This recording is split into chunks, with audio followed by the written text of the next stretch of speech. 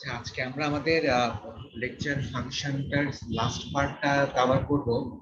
তো খুব বেশি কন্টেন্ট আজকে নাই, তো আমি আজকে শেষ করে দিব আর কি।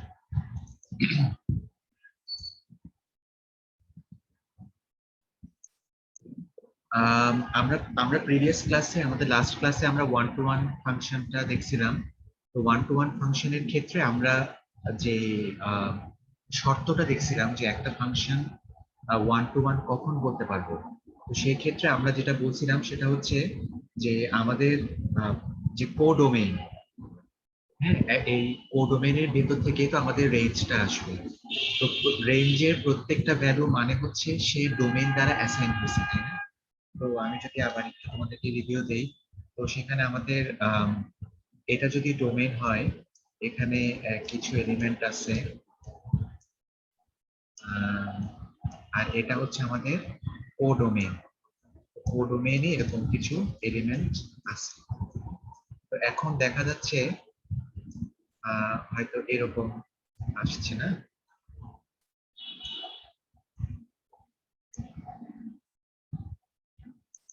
ধরো এখানে আরেকটা কোডোমেইনে আরেকটা এলিমেন্ট আছে। তাহলে এখন এতটুকু পর্যন্ত হচ্ছে আমাদের রেঞ্জ। কেন? কারণ কোডোমেইনের এই এলিমেন্ট গুলাই আসলে অ্যাসাইন হয়েছে ডোমেইন দ্বারা। আর এই যে এলিমেন্টটা সে অ্যাসাইন হয়নি, বাট দ্যাটস ওকে, এরকম হতেই পারে। তো ওয়ান টু ওয়ান ফাংশনে যেটা হয় সেটা হচ্ছে cardinality of domain will be equal to cardinality of range।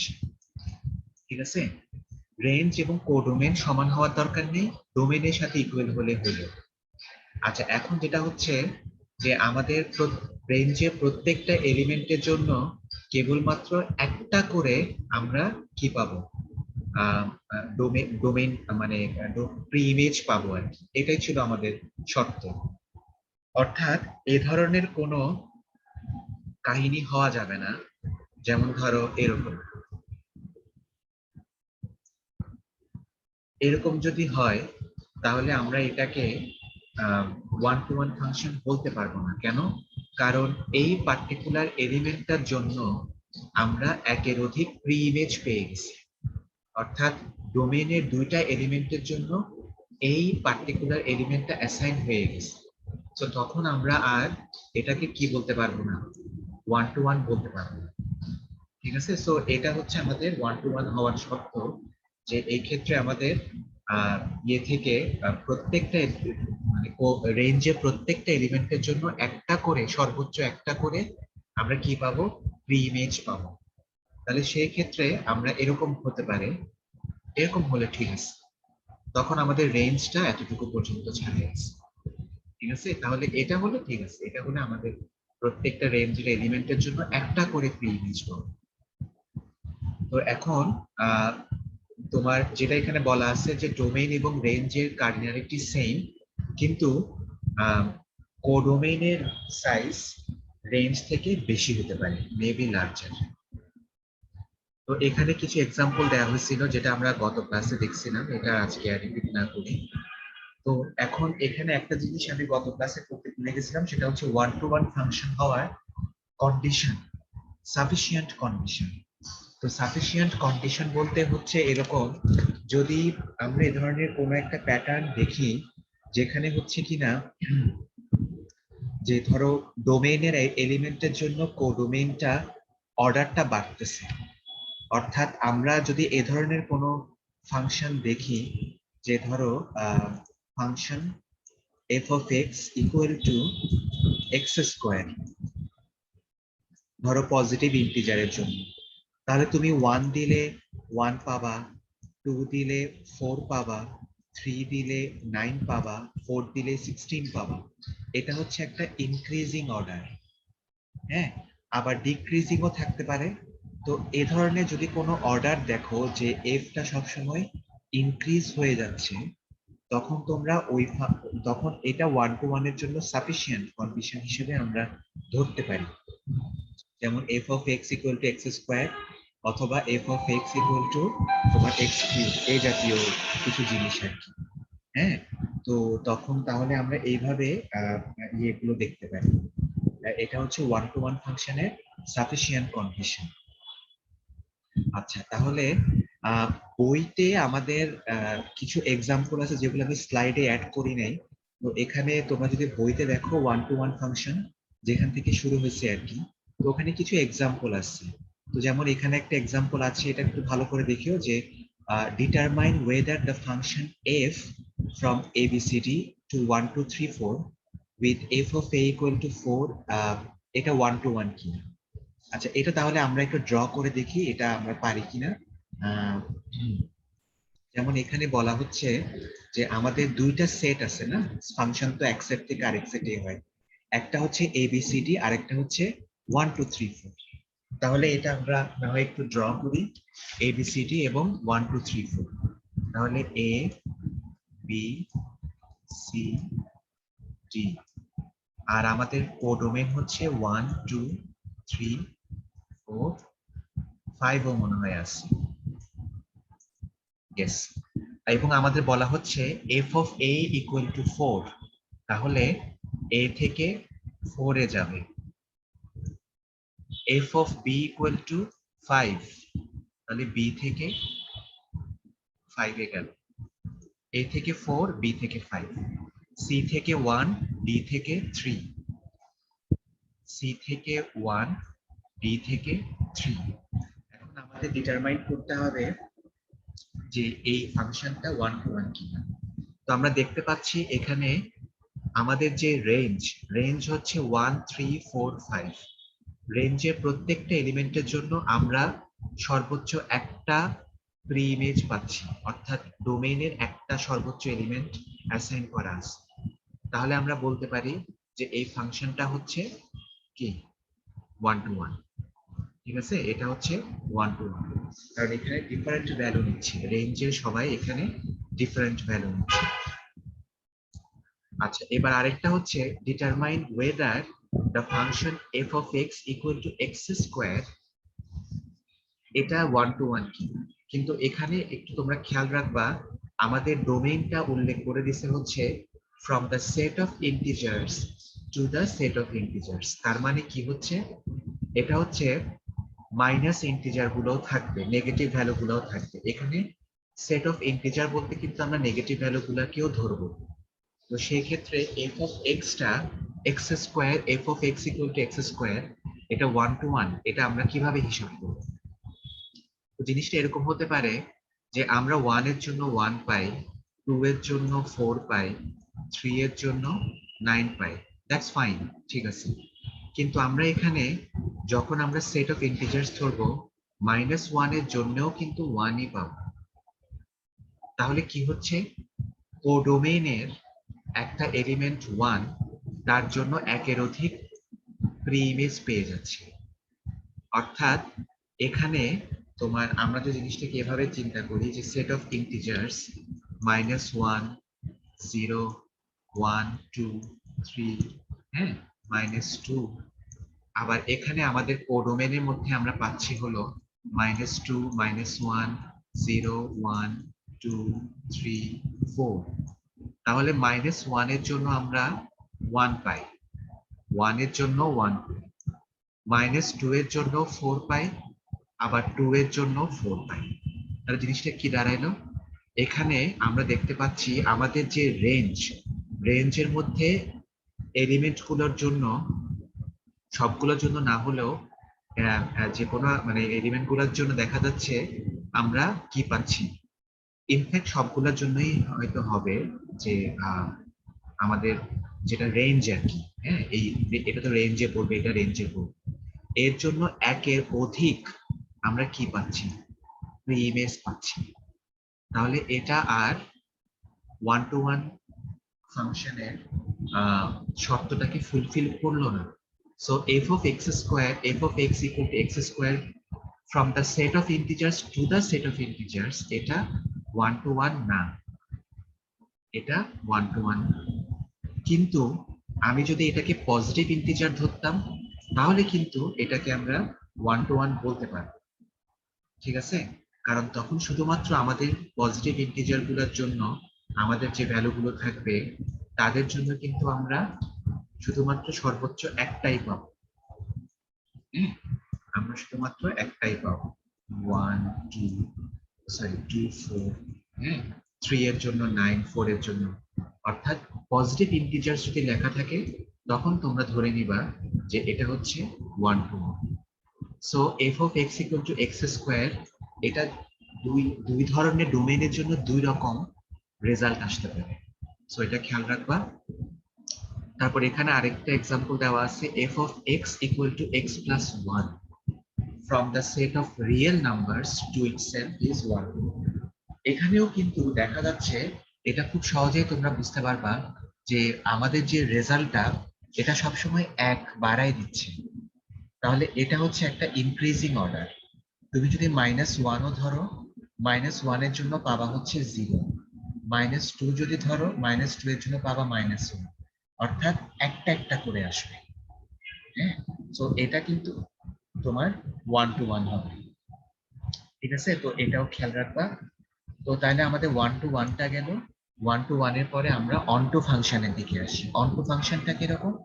অনটো ফাংশনের ক্ষেত্রে অনটো ফাংশনকে আমরা সাবজেক্টিভও বলতে পারি, এবং তার ক্ষেত্রে শর্তটা হচ্ছে একটা ফাংশন অনটো অর সাবজেক্টিভ হবে ইফ এন্ড অনলি ইফ তার রেঞ্জ যদি কোডোমেইনের সমান হয়। যেটা আমরা 1 to 1 এর ক্ষেত্রে আমরা যেটা দেখে আসছিলাম, যে এই জিনিসটাকে আমরা 1 to 1 বলতেছিলাম, এই জিনিসটাকে আমরা 1 to 1 বলতেছিলাম এটাকে, কিন্তু এখানে রেঞ্জ ইকুয়াল টু কোডোমেইন পড়ে নেই। যেমন আমরা যদি একটু আগের এটাতে আসি, যে A B C C D 1 2 3 4 5, সেক্ষেত্রে A4 দ্বারা অ্যাসাইন হয়েছে, B5 দ্বারা, C1 দ্বারা, D হচ্ছে 2 দ্বারা, 3টা তখন আনঅ্যাসাইন ছিল। তো এটা 1 to 1 ঠিক আছে, বাট এটা নট 1। কেন? কারণ এই ক্ষেত্রে range is equal to codomain না। অর্থাৎ এখানে রেঞ্জের কার্ডিনালিটি হচ্ছে কত? 4টা। রেঞ্জের মধ্যে 4টা এলিমেন্ট আছে, কিন্তু কোডোমেইনে আছে হচ্ছে 1 2 3 4 5, 5টা। তাহলে এটা আমাদের অনটো ফাংশনের মেইন যে তোমার কন্ডিশন, ওইটাকে স্যাটিসফাই করতে পারলো না।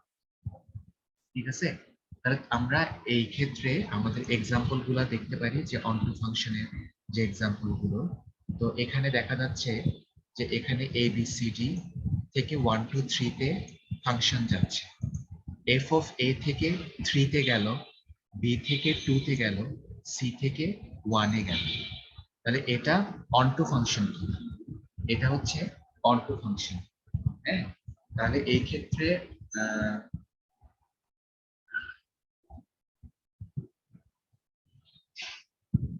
রাইট, হ্যাঁ, তাহলে এটা হচ্ছে আমাদের অনটো ফাংশন।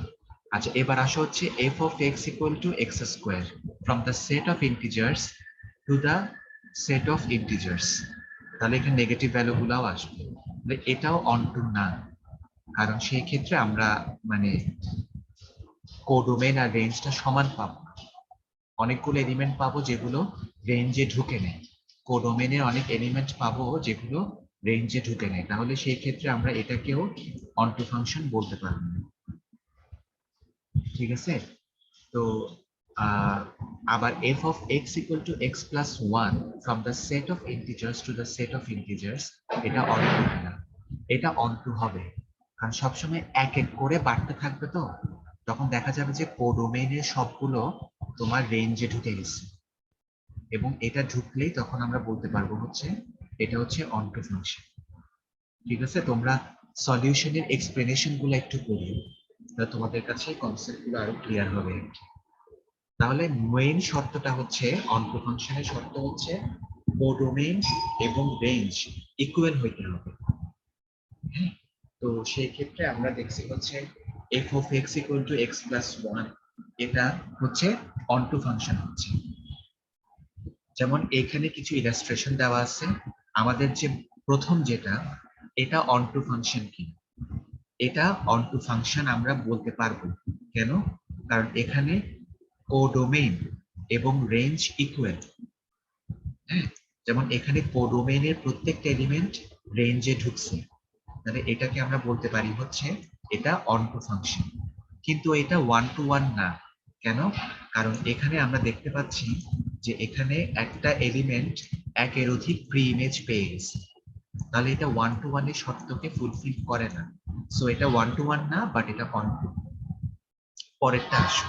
আচ্ছা, আগেরটা বলে ফেলছি, এটা কিন্তু অনটু ফাংশন না। কেন? কারণ এখানে আমার কোডোমেইনের একটা এলিমেন্ট রেঞ্জে ঢুকে নেই, তাহলে codomain equal to range equal হয় না। ঠিক আছে, এটা অনটু ফাংশন না। আবার এটা ওয়ান টু ওয়ানও হবে না। কেন? কারণ এখানে একটা এলিমেন্টের জন্য, রেঞ্জের একটা এলিমেন্টের জন্য একের অধিক প্রি ইমেজ পাইছি, তাহলে এটা neither one to one not onto. ঠিক আছে, পরেরটা আসি। পরেরটাতে আমরা দেখতে পাচ্ছি এখানে কি সিচুয়েশন, এটা অনটু ফাংশন, কারণ এখানে প্রত্যেকটা হচ্ছে আমার কোডোমেইনের সবাই রেঞ্জে ঢুকে গেছে, এবং এটা একই সাথে ওয়ান টু ওয়ান, কারণ রেঞ্জে প্রত্যেকটা এলিমেন্টের জন্য আমরা সর্বোচ্চ একটা করে প্রি ইমেজ পাইছি। সো এই ফাংশনটা বোথ ওয়ান টু ওয়ান এবং অন টু। ঠিক আছে, এর পরেরটা আসি। পরেরটাতে দেখা যাচ্ছে যে এখানে একটা কোডোমেইনের এলিমেন্ট আছে যে অ্যাসাইন হয় নাই, এটা দেখে বলে দিতে পারি এটা one to one, sorry onto না। হ্যাঁ, এটা অন টু না, কিন্তু এটা আবার ওয়ান টু ওয়ান হবে। কেন? কারণ রেঞ্জে প্রত্যেকটা এলিমেন্টের জন্য আমরা ম্যাক্সিমাম একটা করে কি পাইছি, তোমার এলিমেন্ট পাইছি ডোমেইন থেকে, প্রি ইমেজ পাইছি। তাহলে এটা হচ্ছে ওয়ান টু ওয়ান কিন্তু অন টু ফাংশন নয়। তাহলে এইভাবে আমরা জিনিসগুলোকে ভিজুয়ালাইজ করে দেখতে পারি। বাইজেকশন, এটা হচ্ছে আমাদের এমন একটা ফাংশন, এর আগে আমরা দেখছি হচ্ছে ওয়ান টু ওয়ান এবং অন টু। তো এটা হচ্ছে একটা থার্ড ক্যাটাগরির ফাংশন, যেটাকে আমরা বলি হচ্ছে বাইজেকশন। কখন বাইজেকশন হবে? যদি একটা ফাংশন একই সাথে ওয়ান টু ওয়ানও হয় এবং অন টুও হয়, তখন তাকে আমরা বলতে পারি বাইজেকশন, বা এটাকে আমরা ওয়ান টু ওয়ান করেসপন্ডেন্সও বলতে পারি। ঠিক আছে, আচ্ছা, এখন এই ওয়ান টু ওয়ান ফাংশনকে, sorry one to one correspondence বা বাইজেক্টিভ ফাংশনকে আমরা আবার ইনভার্টিবলও বলতে পারি, অর্থাৎ এই সমস্ত ফাংশনের ইনভার্স বের করা যায়। এটা আমরা একটু পরেই দেখব। তো যেমন এর আগের যে আমরা এখানে যেটা দেখতে পাচ্ছি, এখানে কিন্তু দেখা যাচ্ছে যে কোন জিনিসটা, এখানে তোমার এই ফাংশনটা হচ্ছে বাইজেক্টিভ ফাংশন বা ওয়ান টু ওয়ান করেসপন্ডেন্স। কেন? কারণ এরা বোথ ওয়ান টু ওয়ান এবং অন টু। যদি ওয়ান টু ওয়ান এবং অন টু দুইটারই কন্ডিশন স্যাটিসফাই করে, তখন সেই ফাংশনকে আমরা বলতে পারি হচ্ছে বাইজেক্টিভ ফাংশন বা ওয়ান টু ওয়ান করেসপন্ডেন্স। আবার এই ওয়ান টু ওয়ান করেসপন্ডেন্স গুলোকে আমরা ইনভার্সও বের করতে পারি, যেটা একটু পরেই আমরা দেখব। তাহলে এখন আমরা ইনভার্স ফাংশন বের করি। ইনভার্স ফাংশনটা কিরকম? ইনভার্স ফাংশন হচ্ছে জাস্ট উল্টা করে দেওয়া। তোমরা একটা ফাংশন অ্যাপ্লাই করছো, অ্যাপ্লাই করে এ থেকে বি পাইছো, তাহলে সেই ফাংশনটা যদি ওয়ান টু ওয়ান করেসপন্ডেন্স হয়ে থাকে, তাহলে তোমরা আরো একটা ফাংশন, তাহলে তোমরা যেটা করতে পারবা যে একটা ইনভার্স ফাংশন অ্যাপ্লাই করে বি থেকে আবার এ তে ব্যাক করতে পারবা। এটা এ থেকে বি তো আমরা জানি নর্মাল ফাংশনগুলোর ক্ষেত্রে হয়, কিন্তু বি থেকে কি আবার এ তে ব্যাক করা যাবে কিনা, ইনভার্স হওয়া যাবে কিনা, এটা তখনই সম্ভব যদি আমাদের ফাংশনটা বাইজেক্টিভ ফাংশন হয়। তোমাদেরকে যদি একটা এক্সাম্পল দেওয়া থাকে যে সাপোজ এই ফাংশনটা ইয়ে কিনা, মানে ওয়ান টু ওয়ান করেসপন্ডেন্স কিনা বা বাইজেক্টিভ কিনা, তাহলে তোমরা এটা কিভাবে ডিসাইড করবে? এটা ডিসাইড করার শর্ত হচ্ছে সবার আগে দেখবা হচ্ছে ওই ফাংশনটা ওয়ান টু ওয়ান করেসপন্ডেন্স কিনা। যদি বাইজেক্টিভ হয়ে থাকে, তাহলে তোমরা তখনই তোমরা এটার ইনভার্স বের করবা, আদারওয়াইজ ইনভার্স বের করা দরকার নেই। তাহলে তোমাদেরকে হয়তো এই ধরনের একটা এরকম একটা এক্সাম্পল দেওয়া থাকতে পারে যে এখানে বলা হচ্ছে যে একটা ফাংশন আছে এফ, যেটা হচ্ছে এবিসি থেকে 1 2 3 4 এর দিকে যায়, যেটা f of a equal to 1, হ্যাঁ এখানে আমার ড্র করা আছে f of b equal to 3 এবং সি ইকুয়াল টু 4। এই ফাংশনটা ইনভার্টিবল কি, যদি হয় তাহলে তার ইনভার্স বের করতে বলছে। তাহলে ইনভার্টিবল মানে আমরা আগে চেক করব এটা 1 to 1 এবং অন টু ফাংশন বোথ কি। তো দেখা যাচ্ছে যে এটা 1 to 1, কারণ রেঞ্জের প্রত্যেকটা এলিমেন্টের জন্য আমরা সর্বোচ্চ একটা করে প্রি ইমেজ পাইছি। বাট এটা অন টু ফাংশনের প্রপার্টি স্যাটিসফাই করে না, কারণ এখানে এই 2 নাম্বার এলিমেন্ট যেটা এটা রেঞ্জে ঢুকে নেয়, তার জন্য কোনো ডোমেইনে এলিমেন্ট পাওয়া যায়নি। সো এটা অন টু ফাংশন না, 1 to 1 but not onto. তাহলে আমরা এটাকে বলবো যে দিস ইজ নট ইনভার্টিবল। তাহলে একটা ফাংশন যদি দেওয়া থাকে, এটা জিজ্ঞেস করা হতে পারে যে ইজ দিস ইনভার্টিবল, অর্থাৎ এটা ইনভার্স ফাংশন বের করা যাবে কিনা, যদি যায় তাহলে ইনভার্স বের করো। তাহলে ইনভার্টিবল বের করার জন্য আমাদের শর্ত হচ্ছে যে আমরা এই ফাংশনটা আমরা 1 to 1 এবং অন টু দুইটারই প্রপার্টি স্যাটিসফাই করে কিনা। যদি করে তাহলে আমরা এটাকে 1 to 1 এটার এটাকে বলবো হচ্ছে দিস ইজ ইনভার্টিবল, এবং দেন আমরা এটার ইনভার্স ফাংশনটা বের করব। তো এখানে আরেকটা তোমার এক্সাম্পল দেওয়া আছে, সেটা হচ্ছে যে F of x equal to x plus 3, এটা একটা ফাংশন, এটা ইনভার্টিবল কি এটা বের করতে বলছে আমাদেরকে। তো আমরা জানি হচ্ছে f of x equal to x plus 3, এটা হচ্ছে সেট অফ ইন্টিজারের জন্য। তা তোমরা যদি এই ধরনের কোনো একটা জিনিস ড্র করো, হ্যাঁ 1 2 3, তারপরে এরকম যদি হয়, তাহলে আমরা দেখতে পাবো হচ্ছে সব সময় আমরা এরকম একটা জিনিস দেখতে পাবো। তাহলে এটা তো মাইনাস ইনফিনিটি থেকে প্লাস ইনফিনিটি, এই কারণে আমরা এটাকে প্রত্যেকটা দেখবো হচ্ছে এরকম একটা করেসপন্ডেন্স আছে। তাহলে এটা একই সাথে 1 to 1ও হয় এবং অন টুও হয়, কারণ এই ক্ষেত্রে আমাদের ডোমেইন এবং কোডোমেইন এবং রেঞ্জটা ইকুয়াল হয়ে যায়। এই যে -2 যেটা দেখা যাচ্ছে সেও কিন্তু -3 থেকেই আসছে, যেহেতু এটা মাইনাস ইনফিনিটি থেকে প্লাস ইনফিনিটি সেট অফ ইন্টিজারের আমাদের রেঞ্জটা, তাই না? তাহলে এজন্য আমরা প্রত্যেকটার জন্যই আমরা পাবো অভিন্ন তোমার রেঞ্জ পাবো। তো এই জন্য আমরা F of x equal to x plus 3 এটাকে একই সাথে 1 to 1 এবং অন টু দুটাই বলতে পারবো। যেহেতু এটা এখন আমরা শিওর হয়ে গেলাম যে এটা 1 to 1 এবং অন টু বোথ, সো এটা হচ্ছে একটা 1 to 1 correspondence function. So according to the definition এটাকে আমরা ইনভার্টিবল বলতে পারি। ইনভার্টিবল যদি বলতে পারি তাহলে এটার আমরা ইনভার্স বের করব। এখন ইনভার্স বের করার ওয়েটা একেবারেই সহজ, এটা হচ্ছে f of x equal to x plus 3, এটার ইনভার্স বের করব। অর্থাৎ আমরা এরকম একটা কিছু বের করব, y equal to F inverse of x, kind of এরকম। ওকে, তো নর্মালি এই যে এফ অফ এক্স যেটা, এটাকে তো আমরা y লিখতে পারি, তাই না? আমরা বের করব এটা, কিন্তু এক্স প্লাস 3 যেটা এফ অফ এক্স, এটা তো আসলে y equal to f of x, তাই না? তো আমরা এখানে F of x K y লিখতে পারি, y equal to x plus 3। Fine, এখন আমরা ইনভার্সটা করব, অর্থাৎ এটাকে রিভার্স করে দিব, যেহেতু আমরা ইনভার্স বের করতে চাচ্ছি। তো ওয়াইটা হচ্ছে বেসিক্যালি এক্স এর ইনভার্স হবে এখন, যেহেতু আমরা এখানে ওয়াই ইকুয়াল টু তোমার ইয়ে করতেছি, মানে ইনভার্স ফাংশনটা বের করতে চাচ্ছি। তাহলে আমরা এই ওয়াই এবং এক্স তাদেরকে আমরা উল্টাই দিব, রিভার্স করে দিব। ঠিক আছে, রিভার্স করে দেওয়ার পরে আমরা যদি পক্ষান্তর করি, y equal to x minus 3 দিচ্ছি। যেহেতু আমরা এখানে অরিজিনাল ভেরিয়েবল গুলাকে রিভার্স করছি, রিভার্স করার পরে যেটা পাচ্ছি এটা কিন্তু একটা ইনভার্স ফাংশনে পরিণত হচ্ছে। তো এই কারণে আমরা এখন যেহেতু বের করতে চাচ্ছি y equal to inverse function, তাহলে আমাদের x প্লাস 3 এর ইনভার্স হবে x minus 3। y equal to f of x, এটা এক্স প্লাস 3 ছিল।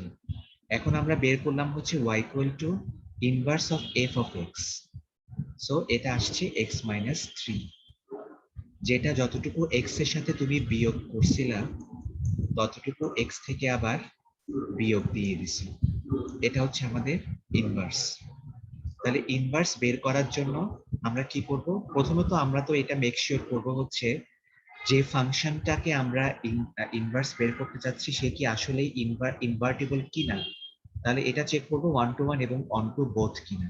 যখন মেক শিওর করব যে বোথ, তখন আমরা এটার ইনভার্স ফাংশন বের করব। তো সবার আগে আমরা অরিজিনাল ফাংশনটাকে এখানে লিখে ফেলব। এখন ফার্স্ট স্টেপে আমরা যেটা করব, এফ অফ এক্স কে রিপ্লেস করব ওয়াই দ্বারা, কারণ আমরা জানি হচ্ছে y equal to f of x. তাহলে এবার আমরা সেকেন্ড স্টেপে আমরা এক্স এবং ওয়াই এই অরিজিনাল ফাংশন ভ্যালু ভেরিয়েবল গুলাকে রিভার্স করে দিব। যেহেতু রিভার্স করতেছি, রিভার্স করার পরে যা পাবো সেটা হচ্ছে ইনভার্স ফাংশন। সো এখানে ওয়াই এক্স হয়ে গেছিল, এক্স ওয়াই হয়ে গেছিল। পক্ষান্তর করলে আসে y equal to x minus 3। তাহলে এই এক্স মাইনাস 3 হচ্ছে আমার অরিজিনাল যে ফাংশনটা তার ইনভার্স। ঠিক আছে? তাহলে আমরা কয়েক ধরনের ফাংশন দেখলাম, 1 to 1, অন টু, তারপর হচ্ছে বাইজেকশন, আর হচ্ছে ইনভার্স ফাংশন। ঠিক আছে? আর আরেকটা ছোট্ট একটা ফাংশন আছে আইডেন্টিটি ফাংশন। এটা আসলে এটা অতটা আমাদের মানে ম্যাথমেটিক্যাল ইয়েতে কাজে আসে না, মাঝে মাঝে এটা দেখা যায়। এটা আমি সহজ করে তোমাদেরকে বলি, সেটা হচ্ছে আইডেন্টিটি ফাংশন হচ্ছে সেই ফাংশনটা যেটা হচ্ছে এখানে সংজ্ঞাতেই লেখা আছে। আইডেন্টিটি ফাংশনকে আমরা আই দিয়ে ডিনোট করি, এ থেকে এ তে যাই, অর্থাৎ ডোমেইন এবং কোডোমেইন সেম। এখানে ডোমেইন আর কোডোমেইনের মধ্যে কোনো ভ্যারিয়েশন থাকতে পারবে না। ঠিক আছে? তো এরকম একটা কিছু আইডেন্টিটি ফাংশনের ক্ষেত্রে এরকম আসবে, অর্থাৎ ডোমেইনে যা থাকবে কোডোমেইনেও সেমই থাকবে। অর্থাৎ অ্যাসাইনমেন্টটা এ থেকে এ তে যাবে, এ থেকে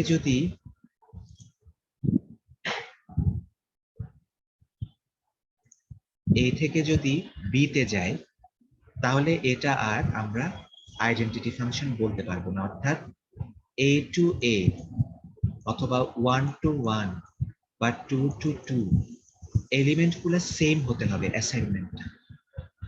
যে ফাংশনটাকে তুমি অরিজিনাল এলিমেন্টের উপরে অ্যাপ্লাই করার পরে তাকেই পাবা, ওইটা হচ্ছে আইডেন্টিটি ফাংশন। এটা হয়তো শুনতে একটু স্ট্রেঞ্জ লাগতে পারে, যেটা কি হলো, কিন্তু মাঝে মাঝে ক্ষেত্র বিশেষে এই ধরনের সিচুয়েশন আসতে পারে যে যেটাকে আমরা কম্পিউটার সায়েন্সের বা স্ট্যাটিস্টিক্যাল ভাষায় লিনিয়ার ফাংশন বলি আর কি, অর্থাৎ অ্যাপ্লাই করলে ওইটাই পাই আর কি।